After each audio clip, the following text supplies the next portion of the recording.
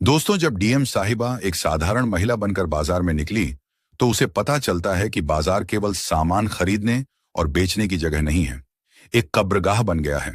वहां का दरोगा रात में उनसे पैसा वसूली करता है, उन्हें मजबूर किया जाता है और जो नहीं देता है तो उसके दुकान को जला दिया जाता है। उनको वहीं बुरी तरह से मारा जाता है और उनके बहू बेटियों के सामने उनका मजाक बनाया जाता है। जब डीएम साहिबा भेष बदलकर खुद फल बेचने वाली बनकर पहुंची तो उसके साथ भी वही काम हुआ। दोस्तों, फिर जो हुआ उसको जानने के लिए वीडियो में अंत तक बने रहना। और वीडियो अच्छी लगे तो वीडियो को लाइक करें और हमारे चैनल को सब्सक्राइब जरूर करें। तो चलिए जानते हैं कि आखिर उस रात क्या हुआ।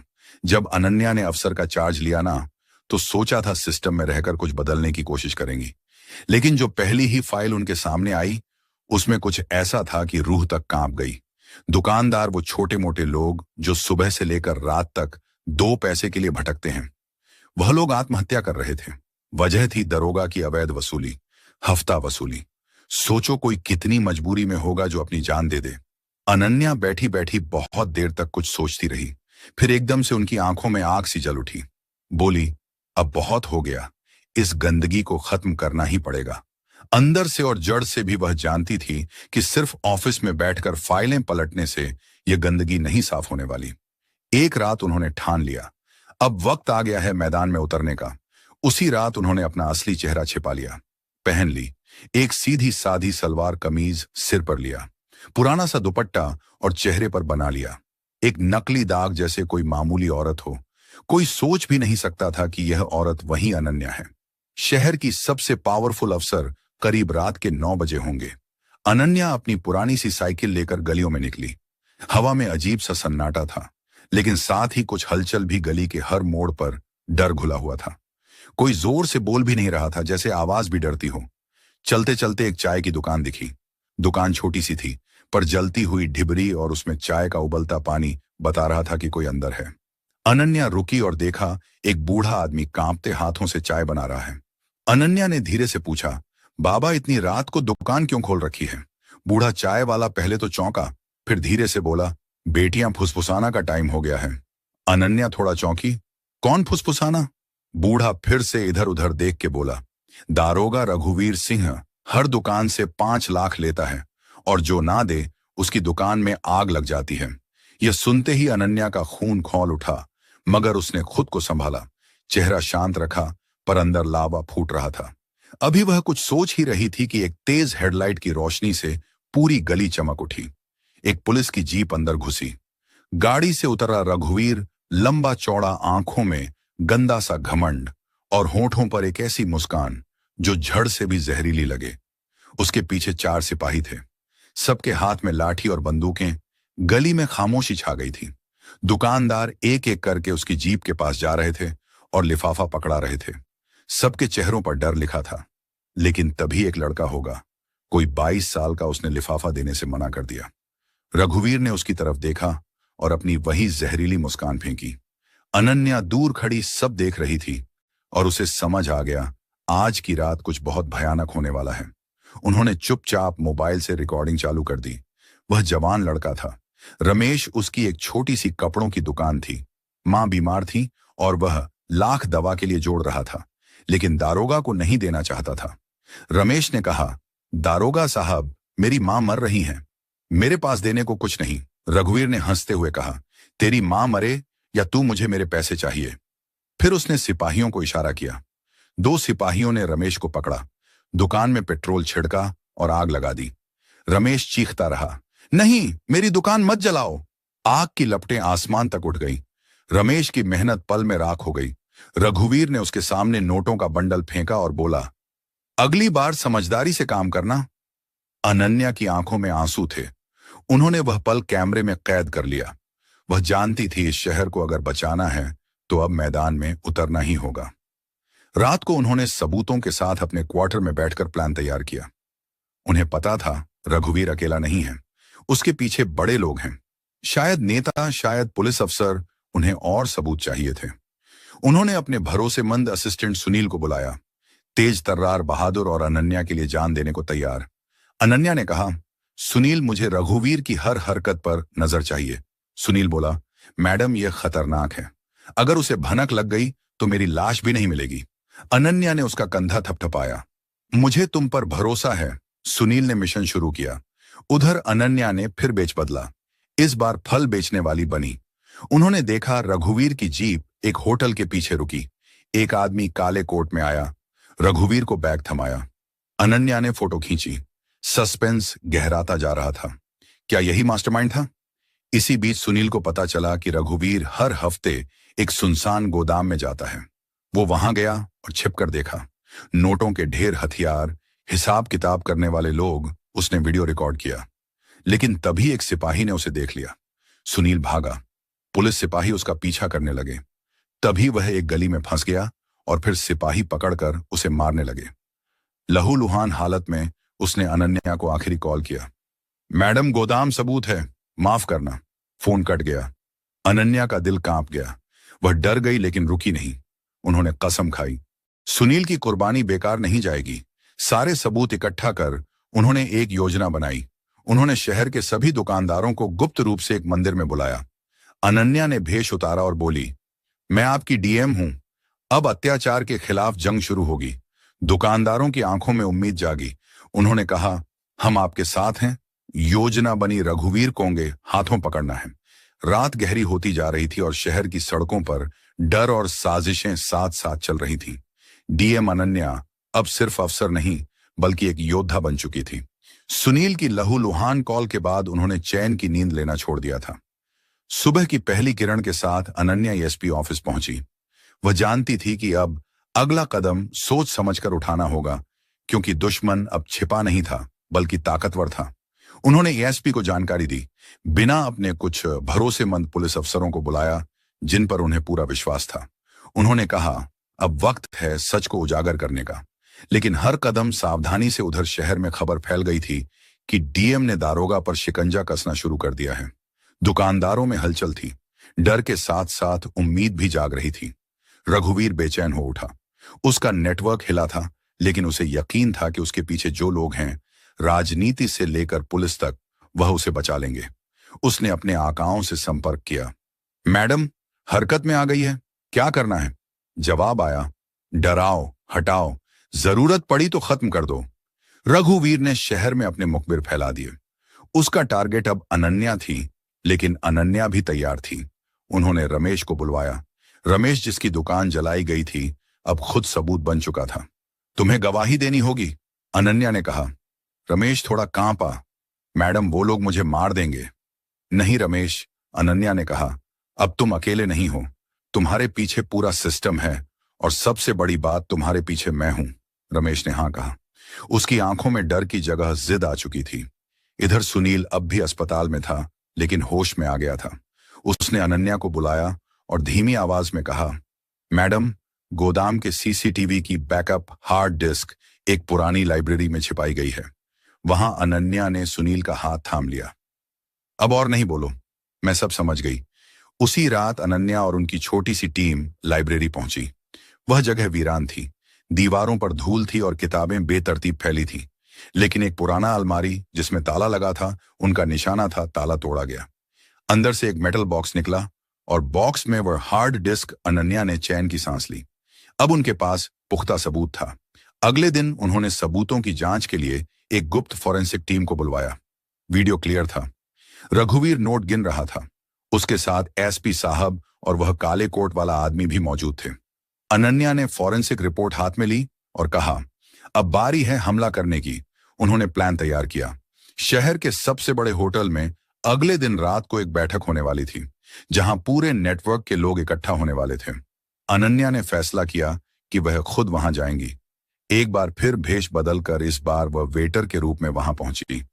उनके पास एक छोटा कैमरा था जो उनके कॉलर में छिपा था। होटल के प्राइवेट हॉल में एक टेबल पर रघुवीर, एसपी और काले कोट वाला आदमी बैठे थे। बातें हो रही थीं, भविष्य की योजनाएं, नए ठिकाने और सबसे अहम बात, अनन्या को खत्म करने का प्लान। रघुवीर बोला, वो औरत ज्यादा चालाक है, उसे अगर अब नहीं रोका तो हम सब गए। काले कोट वाला आदमी, जो बाद में एक मंत्री निकला, हंसा और बोला, तो खत्म कर दो। उसे अनन्या की मुट्ठी बंध गई, लेकिन उसने खुद को काबू में रखा। वह सब रिकॉर्ड कर रही थी। वह हॉल से निकली और सीधे अपने ऑफिस पहुंची। उस रात उन्होंने पूरे ऑपरेशन की रूपरेखा बनाई। नाम था ऑपरेशन सफाया। अगली सुबह शहर में हलचल थी, लेकिन अनन्या शांत थी। उन्होंने हर जगह अपनी टीम को तैनात किया। वह जानती थी अब सब कुछ दांव पर है। शाम होते ही ऑपरेशन शुरू हुआ। गोदाम, होटल और ईएसपी ऑफिस, तीनों जगह एक साथ छापे मारे गए। पूरे शहर में सायरन गूंजे। रघुवीर को गोदाम से पकड़ा गया, एसपी साहब को उनके ऑफिस से और मंत्री को होटल से, जहां वह एक और मीटिंग कर रहा था। टीवी चैनलों पर हेडलाइन चली, भेष बदलकर डीएम ने गिराया। भ्रष्टाचार का सिंडिकेट। शहर में लोग सड़कों पर उतर आए। तालियों की गूंज थी, लेकिन अनन्या जानती थी कहानी अभी खत्म नहीं हुई है। उन्होंने अपनी डायरी में लिखा, जिन्होंने लूटा वह पकड़े गए, पर जो चुप रहे वह भी गुनहगार हैं। अगला कदम उन पर होगा और यहीं से शुरू होती है। रघुवीर, एसपी और मंत्री सलाखों के पीछे थे, लेकिन अनन्या जानती थी कि यह केवल परत का ऊपरी हिस्सा है। असली ताकत तो वह लोग थे जो पर्दे के पीछे बैठकर यह सब चला रहे थे। अब बारी थी उन चेहरों को बेनकाब करने की, जो अब तक अपनी चुप्पी और पावर की आड़ में बचे हुए थे। सुबह की मीटिंग में अनन्या ने अपनी टीम से पूछा, हमने उन्हें पकड़ा जो वसूली कर रहे थे, लेकिन वह कौन है जो इस सिस्टम को चलाने दे रहे थे? वह अफसर, वह राजनेता, वह व्यापारी जो सालों से खामोश थे। क्यों? तभी रमेश ने कहा, मैडम, कुछ लोग अब भी हर हफ्ते पैसा देने आ रहे हैं। डर अभी भी जिंदा है। अनन्या चुप हो गई, फिर बोली, अब हमें उन लोगों को सामने लाना है जो खुद को निष्पाप समझते हैं। चुप्पी भी एक अपराध है। उन्होंने नया अभियान शुरू किया, ऑपरेशन चुप्पी तोड़ो। इसके तहत उन्होंने एक हेल्पलाइन नंबर जारी किया, जिससे लोग गुप्त रूप से अपनी बात कह सकते थे। पहले दिन 3 कॉल आए, दूसरे दिन 17, तीसरे दिन 50। एक कॉल ने अनन्या को झक छोड़ दिया। फोन पर एक महिला थी जिसकी आवाज कांप रही थी। मैडम, मेरे पति की मिठाई की दुकान थी। उन्होंने 3 महीने पहले वसूली से तंग आकर जहर खा लिया था। मैंने एफआईआर कराई थी, लेकिन पुलिस ने कहा सबूत नहीं है। उसी दिन से मैं चुप थी। अनन्या ने उसका पता लिया और उसी शाम उसकी दुकान पर पहुंची। महिला ने अपने पति की डायरी दिखाई। हर तारीख, हर भुगतान का हिसाब लिखा था। अनन्या को लगा जैसे किसी ने उसके सीने पर पत्थर रख दिया हो। आपके पति की मौत बेकार नहीं जाएगी, अनन्या ने कहा। अब उन्होंने तय किया कि चुप्पी से पर्दा उठेगा। अगले हफ्ते एक जनसभा रखी गई। शहर के सारे दुकानदार बुलाए गए। स्टेज पर सिर्फ एक कुर्सी थी, जिस पर बैठी थी डीएम अनन्या। उन्होंने माइक उठाया और कहा, आज मैं आप सबसे कुछ नहीं मांगने आई हूं, मैं आपको आपकी आवाज लौटाने आई हूं। अब आप बोलेंगे खुलकर। बिना डर के पहले कुछ देर खामोशी रही, फिर एक बुजुर्ग खड़ा हुआ। मैं 15 साल से इस शहर में दुकान चला रहा हूं। मैंने पहली बार किसी अफसर को डर के खिलाफ खड़ा देखा है। तालियां बजी। फिर एक महिला बोली, मैंने आज तक किसी को सच बोलते नहीं देखा, लेकिन आज मैं बोलूंगी। उस दिन 72 लोगों ने गवाही दी, 31 ने नाम बताए। अनन्या ने सब रिकॉर्ड करवाया, लेकिन असली झटका तब लगा जब एक 13 साल की बच्ची आई और बोली, मेरे पापा की दुकान जलाई गई।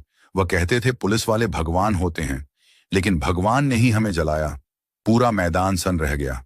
अनन्या ने आंखें बंद कर ली और खुद से कहा, अब यह जंग सिर्फ भ्रष्टाचार के खिलाफ नहीं, बल्कि टूटे भरोसे के खिलाफ भी है। इसके बाद उन्होंने फैसला लिया कि हर गली, हर मोहल्ले में जन सुनवाई की जाएगी। उन्होंने मोबाइल यूनिट्स बनवाई जो रिक्शा पर चलती थी, बोलो मत डरो नाम से, जहां लोग जाकर अपनी बात कह सकते थे। 1 महीने में 342 गवाही, 109 नाम और 19 नए केस सामने आए। पर जैसे ही केस बढ़े, सिस्टम की असली ताकत डराने लगी। अनन्या पर दबाव आने लगा। मंत्री से लेकर दिल्ली तक से कॉल आने लगे, बहुत हो गया, अब अपनी सीमा में रहिए। डीएम मैडम, लेकिन अनन्या ने कहा, सीमा वहीं होती है जहां अन्याय की शुरुआत होती है। उनके ऑफिस के बाहर धमकी भरे पोस्टर चिपकाए गए। रात में बाइक पर आए, लड़कों ने पत्थर फेंके, लेकिन अनन्या ने हार नहीं मानी। उन्होंने पूरे शहर के स्कूलों में एक पहल शुरू की, ईमानदारी सप्ताह। बच्चे अपने माता पिता से भ्रष्टाचार की कहानियां लेकर आते और खुलकर चर्चा करते। एक दिन एक लड़के ने कहा, मेरे पापा कहते हैं रिश्वत देना भी मजबूरी है। अनन्या ने जवाब दिया, पर मजबूरी को आदत मत बनने दो, क्योंकि एक दिन वह आदत तुम्हारी हिम्मत खा जाएगी। अब पूरा शहर बदला हुआ था। डर की जगह चर्चा थी। लोग खुलकर बोल रहे थे। लेकिन तभी एक गुमनाम चिट्ठी आई, आपने छोटे लोगों को पकड़ लिया। असली राजा अब भी सिंहासन पर बैठा है। उसका नाम कोई नहीं जानता, वह सिर्फ एक कोट से जाना जाता है कि नो अनन्या के होश उड़ गए। उन्होंने सुनील को बुलाया जो अब ठीक हो गया था। तुम्हें केई के पीछे जाना है, अनन्या ने कहा। सुनील बोला, मैडम अब जान की बाजी लगानी होगी। अनन्या ने उसकी आंखों में देखा तो लगाओ, क्योंकि यह शहर अब और खामोश नहीं रहेगा।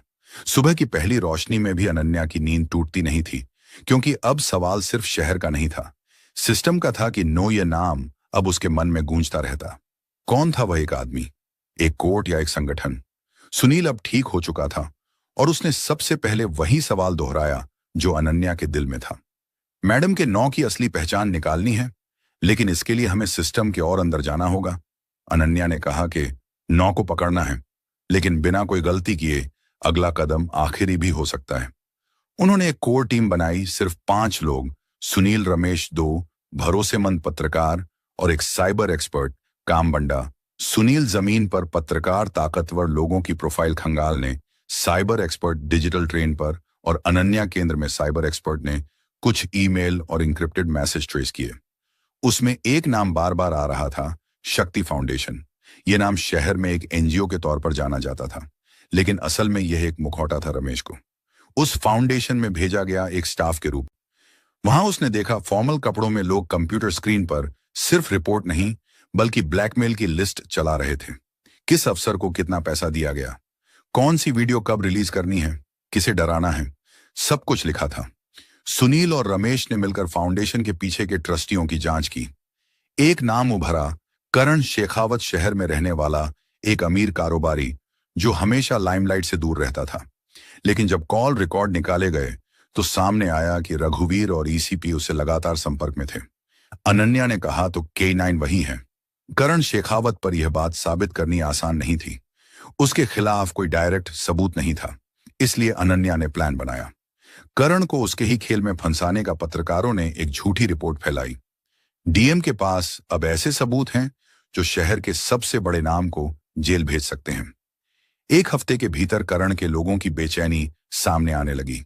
फाउंडेशन बंद कर दिया गया, कुछ कर्मचारियों को बाहर भेजा गया, कुछ तो शहर ही छोड़ गए, लेकिन करण वहीं रहा, शांत, संयमित। पर अनन्या को पता था तूफान से पहले ही खामोशी होती है।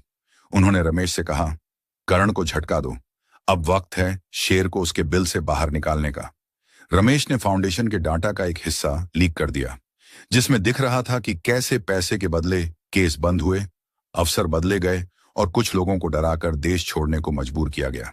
मीडिया में भूचाल आ गया। रातों रात हेडलाइन बनी, करण शेखावत का फाउंडेशन शहर का ब्लैकमेलिंग सेंटर। अब करण को सामने आना पड़ा।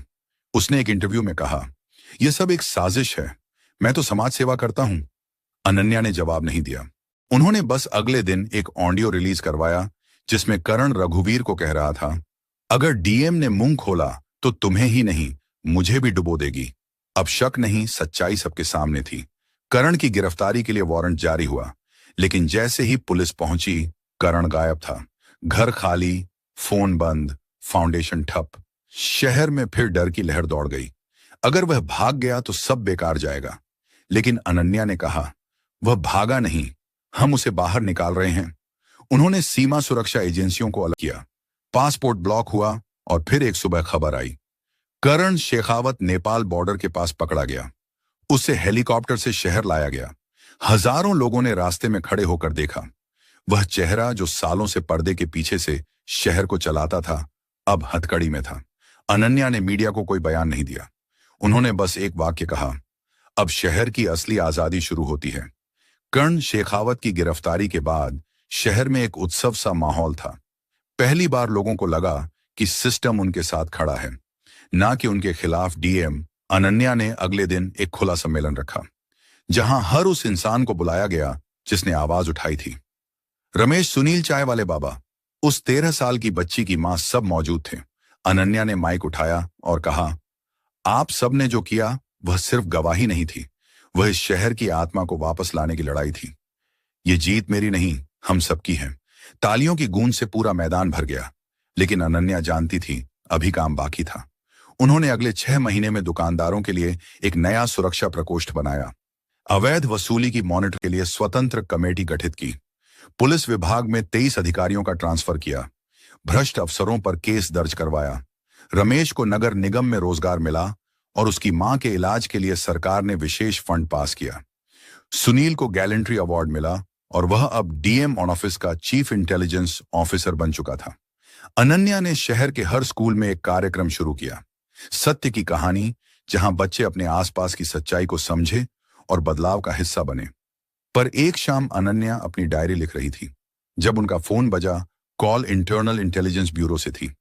आवाज आई, मैडम करण ने एक नाम लिया है, एक शख्स जो देश के 4 शहरों में ऐसे ही नेटवर्क चला रहा है और वह शख्स अभी भी आजाद है। अनन्या ने डायरी बंद की। नाम कोड नेम यू 42। अनन्या ने लंबी सांस ली और बोली, तो यह लड़ाई अब 4 शहरों की होगी। उन्होंने खिड़की से बाहर झांका। शहर सो रहा था, लेकिन वह जानती थी यह नींद स्थायी नहीं है। जब तक सिस्टम में जहर है तब तक नींद मुनासिब नहीं। अनन्या ने अपनी टीम को बुलाया। एक नया नक्शा टेबल पर फैल 4 शहरों को लाल घेरे में चिन्हित किया गया। सुनील बोला, क्या फिर से भेज बदलेंगे मैडम? अनन्या मुस्कुराई, इस बार नहीं, अब हम चेहरों के साथ लड़ेंगे बिना छिपे, क्योंकि अब हमें सिर्फ सड़कों से नहीं सोच से लड़ना है। कहानी खत्म नहीं हुई। यह तो बस पहला अध्याय था। सिस्टम को झटका मिला है, लेकिन जड़ें अब भी हैं। अनन्या तैयार है, सुनील तैयार है, और शायद अगली बार आप भी हो, क्योंकि बदलाव वहीं से शुरू होता है जहां डर खत्म होता है। तो दोस्तों, इस वीडियो में बस इतना ही। अगर आपको यह वीडियो पसंद आया हो तो इसे लाइक करना बिल्कुल ना भूलें। आपका एक लाइक हमें और बेहतरीन कंटेंट बनाने की प्रेरणा देता है। इस वीडियो को अपने दोस्तों और परिवार के साथ शेयर करें। हो सकता है यह वीडियो किसी की मदद कर सके। अगर आप हमारे चैनल पर नए हैं तो जल्दी से सब्सक्राइब कर लें, क्योंकि हम आपके लिए ऐसी ही जबरदस्त जानकारी लाते रहते हैं। सब्सक्राइब करने के बाद बेल आइकन जरूर दबाएं, ताकि आपको हमारी हर नई वीडियो की नोटिफिकेशन मिले। हम पूरी कोशिश करते हैं कि आपको बेहतरीन कंटेंट दें। आपके सुझाव हमारे लिए बेहद खास हैं। कमेंट में हमें जरूर बताएं कि आपको यह वीडियो कैसा लगा। अगर कोई सवाल या सुझाव हो तो कमेंट में जरूर लिखें। आपकी राय हमारे लिए बहुत मायने रखती है। हमारे चैनल को आगे बढ़ाने में आपका समर्थन बहुत जरूरी है, इसलिए जुड़े रहें और सीखते रहें। इस वीडियो को देखने के लिए आपका दिल से धन्यवाद। आप हमारे लिए सिर्फ दर्शक नहीं, परिवार हैं। हमारा मकसद सिर्फ जानकारी देना नहीं, बल्कि आपके जीवन में सकारात्मक बदलाव लाना है। इसीलिए वीडियो को पूरा देखें और सीखें। कुछ नया करने का जज्बा हमेशा बनाए रखें। कभी हार मत मानिए, क्योंकि हार के बाद ही जीत होती है। मेहनत करते रहिए और खुद पर भरोसा रखिए। हर दिन कुछ नया सीखिए और दूसरों को भी सिखाइए। इसी सोच के साथ हम आपसे विदा लेते हैं। अगली वीडियो में फिर मिलेंगे, नई जानकारी और नए जोश के साथ। तब तक खुश रहें, सुरक्षित रहें और सीखते रहें। मिलते हैं अगली वीडियो में। जय हिंद।